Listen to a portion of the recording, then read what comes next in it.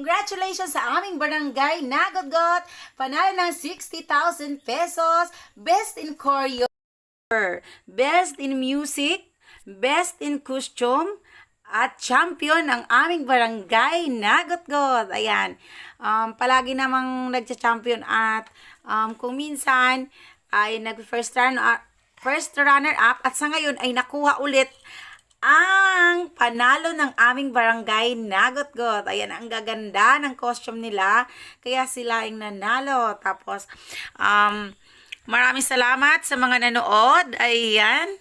At sana po ay nag-enjoy kayo sa aming NITO-TALAHIB Festival dito sa MANITO ALBAY. Ayan. Taon-taon na ginagawa to. Ang NITO-TALAHIB Festival na pinagmamalaki ng aming lugar ng bayan ng Manito.